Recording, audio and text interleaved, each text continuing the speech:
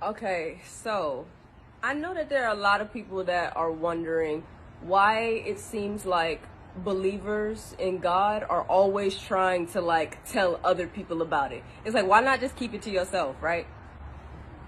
I've gotten that a lot since I started doing these videos. It's like, China, we get it. You believe in God. If you believe, just believe, and then you don't have to make others believe too.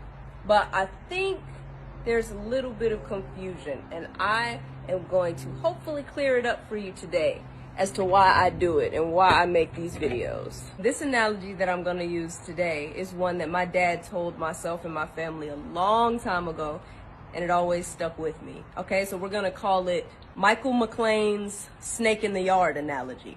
Okay? So say we're best friends. You come over to my house and we chilling, right? We watching movies. We listening to music. And I got art stuff spread out, so we drawing and painting and stuff. And then I remember, oh shoot, I forgot to take my dog out. Just stay here. Let me take him in the backyard. I'll be right back. You're like, okay, cool. I leave you in the room painting. I take my dog downstairs and I unlock the door. I'm like, come on, Cujo. And right when I'm walking out, what do I see? I see a snake in the yard. So I grab my dog, rush back inside, close, lock the door. And then I go back upstairs to my room where I left you.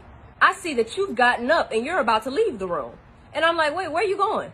And you're like, oh, I wanted to go to the backyard too, get some fresh air from these paint fumes. And I said, okay.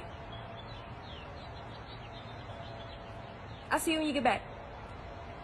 So you go downstairs, you open the door, you head out there to get some fresh air, and oh, a snake bites you.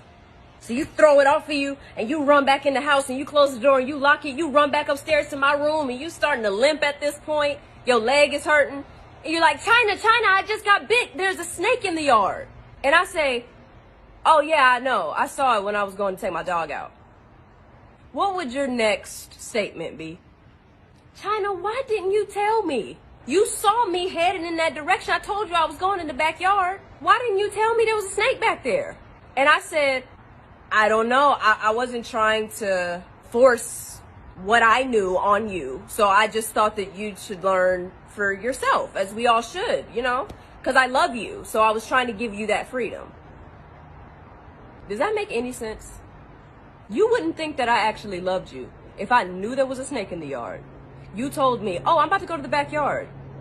And I just let you wander on back there without warning you of the danger. Now, if you told me, oh, I'm going to the backyard to get some air, and I said, oh, no, don't go back there. I just saw a snake back there. Would giving you that information be forcing something down your throat? Forcing my beliefs on you? No, it's showing you that I love you and I care about what happens to you. I do videos talking about God to warn you about the snake in the yard. That's the point. I was headed in the backyard. By the grace of God, I got away from the snake before it bit me.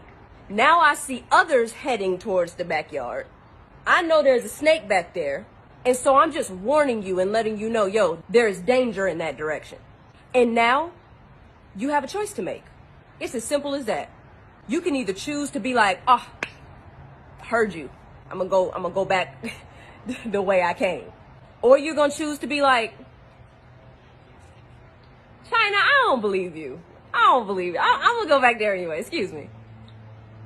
Now notice, nowhere in my analogy, or Michael McLean's analogy, did I say that I was gonna force you in the room and I was gonna forcefully keep you from going in the backyard. That would be forcing something down your throat. I never said that. You your own person. You got free will. If you wanna go in the backyard after I've told you that there's a snake back there, do your thing, you can go. You got to make your own decisions, but just warning you of the dangers. See, because I've been through certain things in my life, especially in the industry that I work in.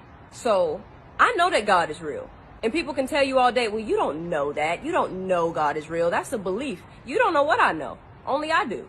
If I ask you what your favorite color is and you say, oh, it's blue, and I'm like, you don't know that. Does that make sense? No, because only you know your experiences in life. Only you know what you know. Just like me.